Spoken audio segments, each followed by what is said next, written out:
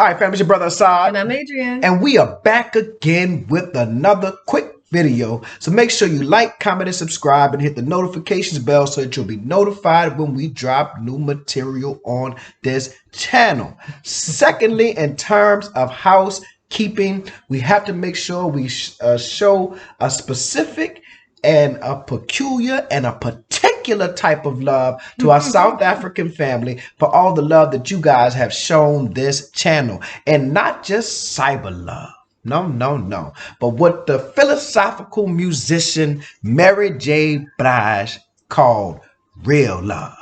And we thank you so much for that love that you show my family, that you show my sons, my wife, and this channel. We greatly appreciate it. And we'll talk more about that soon. Thirdly, in terms of housekeeping, bam. March Madness is on its way. March Madness is less than 2 weeks away, less than 10 days away by the time this is out. Yeah. Right? The Saturday that's coming, right? Today is Thursday. Thursday is New Orleans. Thursday. Tomorrow is, after that is Friday. That Saturday will be 1 week. 1 week. Before we leave. Yep. And March Madness begins. So we are super duper excited about that. Now let's go back to this real love. This real love. Last time when we were in South Africa, which was 2 months ago. Yeah, that's it. 2 months ago. We were there. We were there 2 months ago, and the people of South Africa showed out. Right? We got a lot of, Josie's going to be kind of quiet because it's Christmas time. Everybody goes home. Yeah. But let me tell you, we had a phenomenal time. And we met so many great people. I will not attempt to name names because I don't want to leave anybody out and make someone feel like they were not significant to me. But we met so many people and had such a great time, even though it was Christmas time and people were looking to go home or had gone to their, respective homes cities and homes, right, like that. So we're looking again to have that same love. We are super duper excited to link up with some of our South African family. So as we did last time, anybody that wants to hook up, the email address is always in the description. Bam. Send me an email address and we'll set up a Zoom. I'll send you a calendar invite. But that's the society and the world we live in now. Yeah, everything is video calls and calendar invites. I have a phone call to make tomorrow at 10 a.m. and I have it, call Evan. 10 a.m. I had to schedule a call with this person. It's just the world has changed in very unique ways, and the way we have integrated society has made timeliness, made appointments very different. But we don't have to get off into that. Now, March 19th, we are looking to have another South African meetup. For those who know, last time we came to South Africa, which was 2 months ago, we had a meetup at the restaurant. Was it the Black Bistro? Yes. I think that's what it was called. And where was it? Bryanston, I believe it was. I think. Don't quote a brother on that. But it was Black Bistro, owned by a brother, a black South African who was a chef, who was like a nationally recognized chef who had a TV show, and he was getting ready to do something for BET. And so that is one option, to bring the meetup back there. Now, what is the meetup for those who don't understand? It is radically simple. When I say simple, it is radically simple and radically easy to do. We meet up at a restaurant. We eat, we drink, no alcohol for us, but y'all feel free to order what you like. we commune, we laugh, we talk, we exchange information, we pay our bills. Everybody pays their own bill, and we go home. Radically simple. But what happens? You get to commune with your family. Yeah. We get to meet new people, engage with them, exchange ideas, exchange good conversation, intimate connections. And then a Black-owned business also gets a significant bounce in revenue for that day. Radically simple. Bam, bam, bam. Just like that. You've done something, Steve Biko. You've Malcolm X'd for your day. Yeah. That's right. That's Black economics. That's Black economic empowerment, and it's very simple to do. So March 19th, family, all jokes aside, March 19th, we are looking to have the meetup. That's the Saturday following the 13th. So we leave on the 12th. Yes. We arrive on the 13th. So that's the following Saturday, I believe. Let's see. The 16th is Wednesday. The 17th. We leave on the 12th. We arrive on the 13th of Sunday. Yeah. So the following Saturday. You're correct. Okay. Yep. Go ahead. I got it. And we could also take some suggestions. That's what I'm saying. Family, please in the comments, leave some suggestions of places that we can hold the meetup. We got Brandy with us. Bam. We got Brandy's brother. Bam. Bam. Who else going? It's all kind of other people. Denzel. And we already know Brother Easy gonna show up. Be in town around that time. Yeah, I think so. Well, I don't know. I know he's leaving the same day that we're leaving, but I don't know if he's going to different parts of SA. But I know he'll be in Joburg because he, Easy, and the judge and I are supposed to have a lunch or something. So, but I know Easy will be there. I know a lot of our brothers will show up. You know, I want my brother Sandile there. You know. Yeah. So if you guys can, leave in the comments some places where you would suggest a nice Black-owned business, like nice old Black-owned restaurant, and that'd be nice, something nice, we want to kind of enjoy ourselves or whatever have you. So, secondly, now let's move on. Okay. Secondly, I don't know if it's second or third. I don't know where we at. Next. Just What's next on the agenda? Just next on the agenda, Man, I received, this is talking about going back to that real love. Right. I received so many emails from South Africans and African Americans. Y'all will not believe the number of Zoom calls Adrian and I do speaking with African Americans who are interested in visiting South Africa and or moving to South Africa. I know folk who ain't never been to South Africa talking about, hey, I want to get on a call with you, talk, because we're moving. We're getting out of here.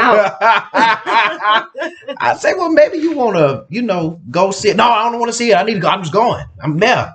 You've convinced me. All right, cool. Okay.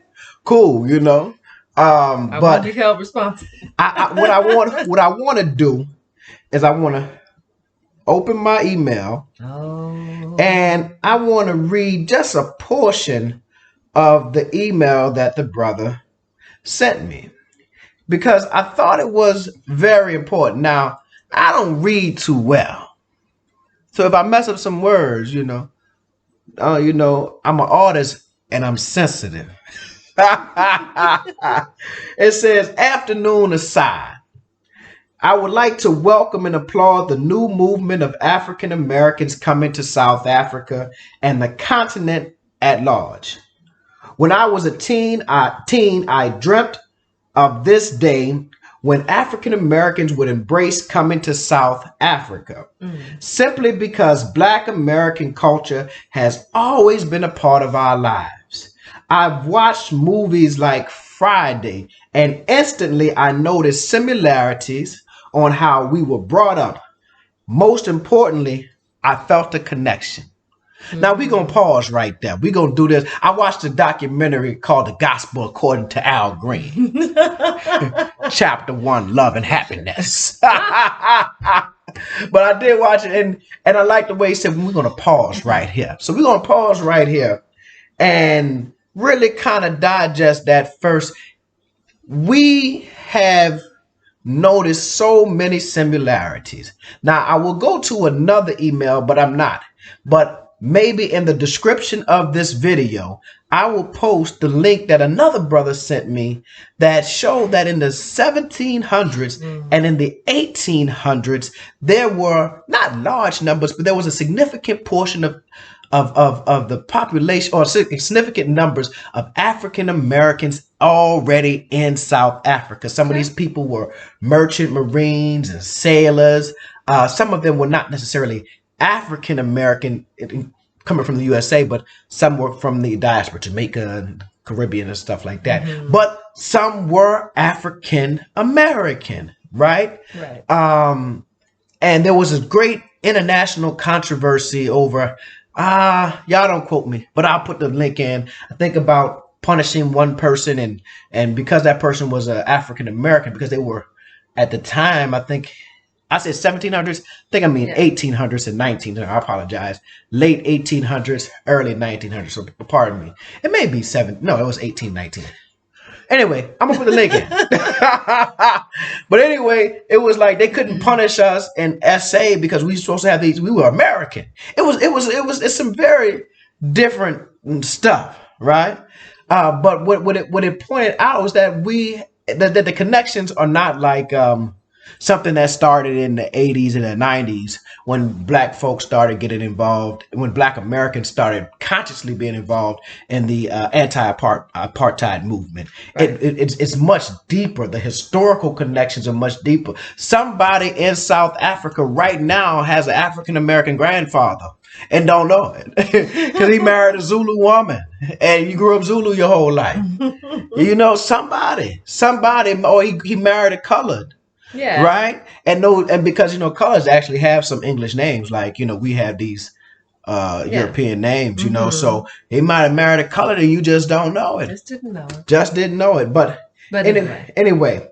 So now looking into the future. Now, this part was, you know, kind of specifically about me. Your migration to SA is very important to most of us because of many things. Your positive attitude and strong will is good for young men and women of South Africa. Now that's humbling because, you know, a lot of people don't like my strong will.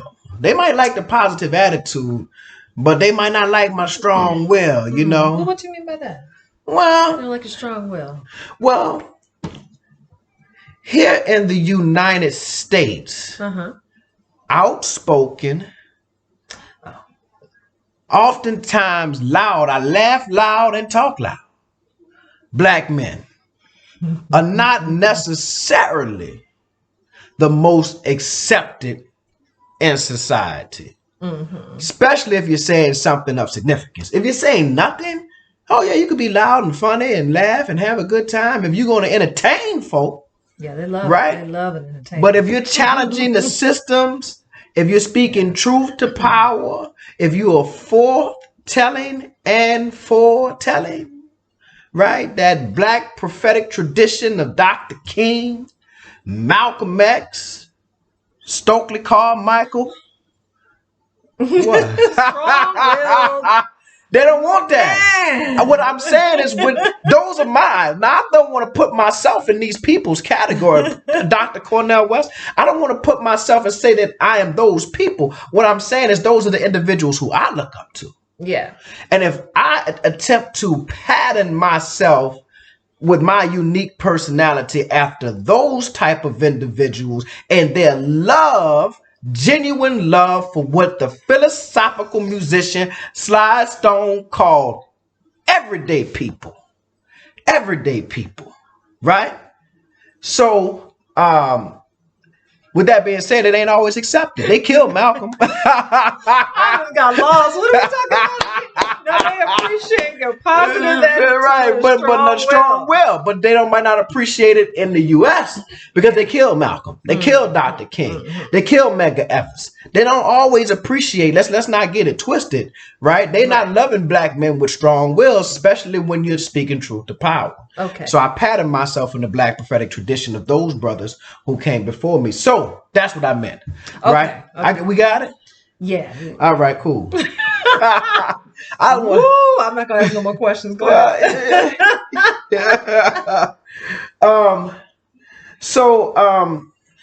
Where did I leave off? Lord. Black men, Positive many of us suffer from an inferiority complex, particularly in the private sector, whereas whites occupy key positions. They pass critical skills amongst themselves. As a result, white domination continues. And as the majority, we are aware and we are over that. That's why we want to build on our own economy beyond white monopoly and capital. Right? So now that's important. And he goes on to say that while we're coming, there's a certain skill that we can bring to South Africa to help our brothers and sisters. Now, again, we are not coming playing no white savior mentality or white savior mentality and blackface, right?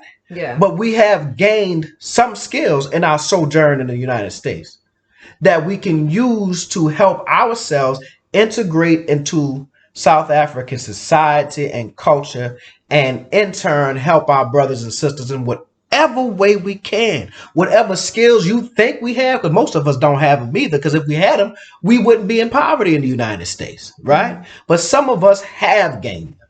Some of us are fortunate to have master degrees.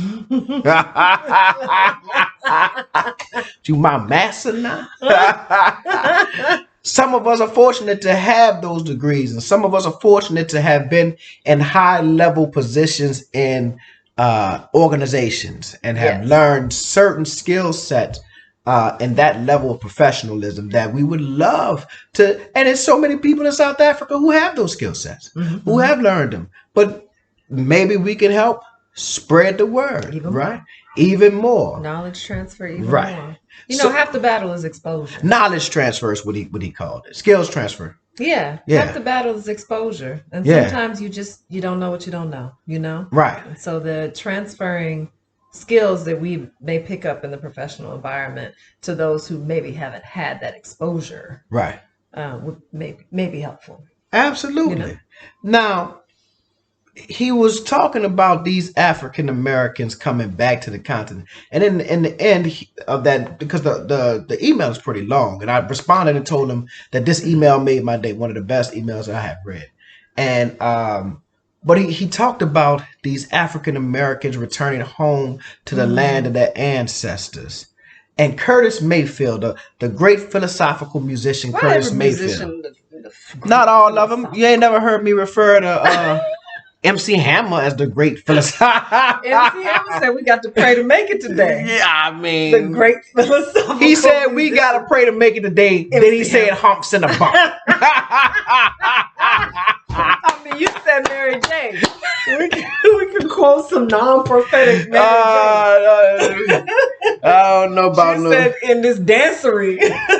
Hey, because we got to have a celebration now. You understand what I'm saying? Jubilee. That's what she was trying to put together, dancing in Jubilee. But the great philosophical musician Curtis Mayfield said, people get ready. There's a train coming, right? I think right now we are on the precipice of a worldwide paradigm shift as it relates to the African diaspora. We will see in our lifetime, this is that foretelling of the Black prophetic tradition. We will see in our lifetime large numbers. Right now it's the trickle. It is just the trickle before that pipe bursts and the dam is broken and all that flood water cannot cannot be contained anymore. We will see large numbers of African Americans returning to the continent. That in itself, in general, is a good thing. Connecting to our original culture, connecting to our brothers and sisters, bringing some of what we have learned in our sojourn here, bringing some of that American dollar back. And leaving some.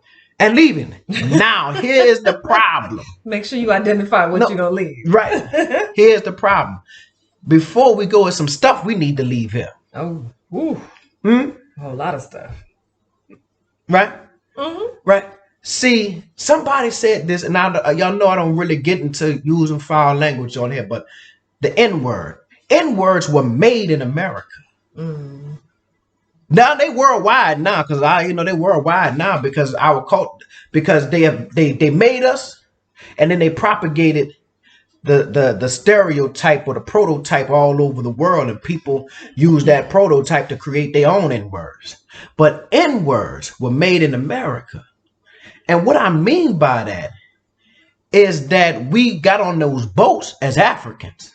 We got on those boats as Igbo and Yoruba and Hausa and Fulani and all of those people, right? Because we West African. Mm-hmm. And Central African. And that's who we were when we were on those boats. Mm-hmm. But the trauma, the miseducation, the psychological manipulation, the lies, the brutality, the treatment that we have received in this land, the being locked out of economics, being locked out of proper education, being religiously manipulated, spiritually manipulated, being victims of physical violence, as well as economic violence, as well as health violence, as well as situational violence. All of that created some N-words. Mm-hmm. Giving us guns and drugs created the N-words, right? Giving us black exploitation movies that showed, black pimps as the star of the movie. Mm-hmm. And we are feeling some kind of emotional attachment to a pimp who is out there selling black women, right? That created the N-word, giving us rap music and that called our women the B word and the H word and told us to pick up a gun and go and kill our brother, right? That created the N-word. So I say that to say, right? There is a train coming, but we gonna make sure we got some engineers standing at the door. Let me check your ticket, brother.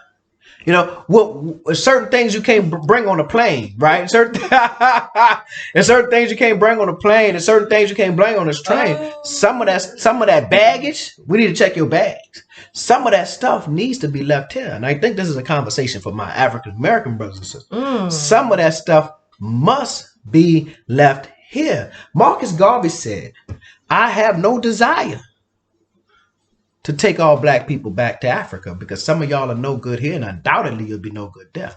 Now, I'm not as harsh as Brother Marcus, but I do believe there must be a time to niggify, if you follow what I'm saying, right? We have to leave some of that stuff there. And there's a lot of internal work that I have to do, a lot of investigation, inventory, assessment, and interrogation of self that must take place, because what we don't want to do is go to the motherland and end up being a burden on somebody else's society, end up starting war and conflict and ethnic strife. Yeah. Right? You know, I feel like I don't really need to go through that process because I don't feel like I've been impacted at all. That's the light skin speaking. Let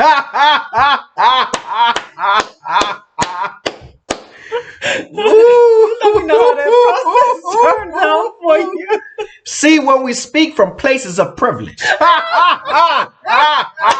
Let's talk about it. We speak from places of privilege. Right? That's not my issue. Because in a white supremacist society, you have a social stratification based on color. Right? Color classification. So us dark-skinned Negroes like myself, who definitely come from a long line of field Negroes. You should see the people in my family. Black is my shirt. We come from a long line of field Negro, but you see, I seen her grandmama. she dyed black.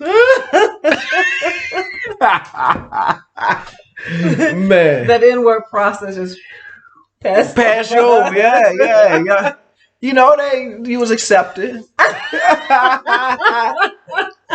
Come on upstairs in the attic. We got a nice place for you up in the attic. Let me stop. Man, March Madness. March Madness has been 25 minutes and this has been a short video. March Madness, we are on our way, right? Yeah. And I look forward to just politicking with my family. And I know I've been running my mouth. Baby, what you got to say? 25 minutes in? We need to wrap up. We done lost most of the people by now. That's just if you've been here this long, guess what? You a soldier. Doc, you a general. All my people, you generals if you've been here this long. You're 5-star. But, you know, that's just my prelude. You know, my daddy is a Baptist preacher. Right, you know. And, you know, when I say I'm getting ready to wrap up, that means you have 30 more minutes. You have a monologue ahead. So there's a prospect that I'm working on that I may be doing a little something at the university. I thought to myself, I won't wrap that up right now. I won't announce it right now. But once I tie up everything official and give me some documentation, because, you know, I've been around these white people a long time and words mean something, but I like to see that documentation. But once I get that, I'll make the announcement. But they keep saying, you know, Brother Saj, you should teach at the university. I'm like, y'all don't want to do that to nobody. Because if you in my class, first of all, I'm going to talk you to death. And I'm going to do you like my mentor professor did. He'll walk in class, first day of class, and he'll say, read chapters 1, 2, 3, and 4, 5, and 6 for Wednesday.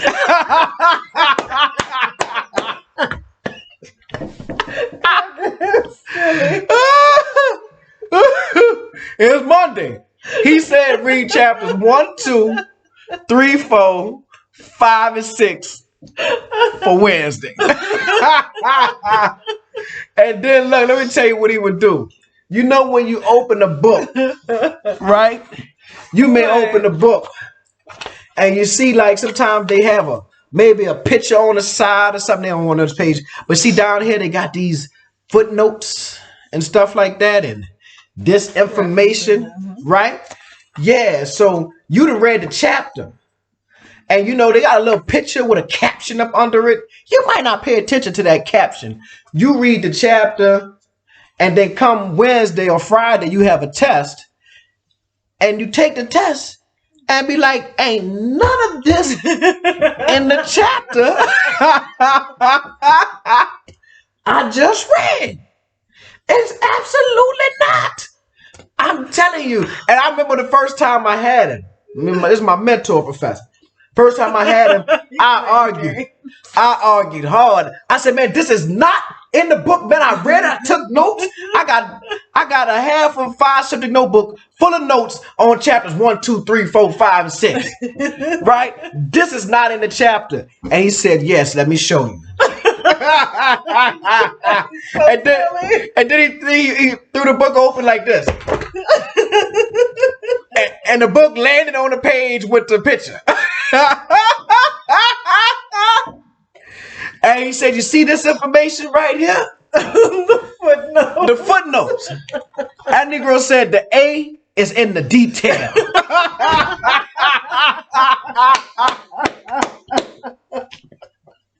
And he gave me an F+. He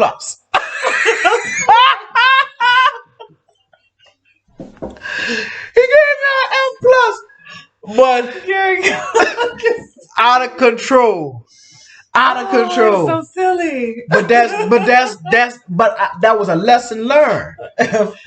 Because the A is in the detail. Yeah, he gave me an F+. He gave me a whole F+. And then I had to go home and explain to my mama, because I'm a freshman. I got to go home and explain to my mom and my daddy why I got an F on my midterm. Because this is your midterm. He only gave 2 tests. Midterm and the final. If you got an F in midterm, I mean, you're only looking at a C. You can get 100 on the final. You're only looking at a C. But he would say you could write a 20-page paper. So now watch this. I don't know. This don't have nothing to do with South Africa. But watch this. I took him one time because after the first class, I was so... Listen, the A is in the detail. It's something that I have taken with me my entire life since then. The A is in the detail. Because it is. Because it is. That's because when you start reading that fine print, right? That's what they tell you about reading the fine print. Yeah, that's what you need to read. That stuff in bold, that's easy. That's the stuff that you can figure out without even looking at it. Why are you always kicking stuff to me? Huh? Read over there for me. Because I'm a like to get into the detail. I'm the big picture. I'm the big picture person in this. I'm the artist. But I do read the detail when it comes to reading it. Oh. But then I took him, he said 20-page paper. So I took him my minor was political science. Yeah. So I took him, I don't know, maybe 7 to 8 times. I think at one time I had it for Black politics, American national government, and American foreign policy in the same semester. And I had 20-page papers due in each of those classes, like on the same day. But what did it do? It made me is it voracious? Is that the word? Voracious. Yeah. Voracious reader and writer. Mm-hmm. And I knew that I could produce what some would say would be a lot in a very short period of time, right? Like 60 pages in a very short period of time, because I would take about 2 weeks to do it. And really not 2 weeks. I would start really about a week, you know, because we always procrastinate. But anyway, so 31 minutes, family. Thank you all for watching March Madness. We will be back with a special guest in about 2 days on Saturday, I believe. So we'll be back with a special guest to talk about some more good South African stuff. And then we're going to come back. We're going to have another follow-up show with Brandy. Hopefully we get a brother on. And then before you know it, we'll be on a plane. Down. Bam, bam, bam. Just like that. Touching down, inshallah. Just like that, man. Inshallah, may Allah protect us as we make these this travel. And I'm telling y'all, we just had Mardi Gras in New Orleans. Mardi Gras was yesterday. So I'm wearing about 15 masks because I know that wasn't nothing but a COVID super spreader. And I'm not trying to go to the doctor and get my PCR test and then people say, oh no, you positive. No. I'm wearing about 15 masks. I'm staying away from everybody. That would be so heartbreaking. Oh no, I'm going. One way or the other. I'm going. If I gotta push it back, if I gotta be like, okay, once I clear up. Oh, do we have trip insurance? I think so. Yeah. Oh no, we good. Yeah. So, all right, family, thank you so much for watching. Anything you want to add, baby? No. Thank you for watching. I'm sorry, y'all. It was just just one of them days. I'm feeling good. We've been off for a couple of days. So you guys have a good one.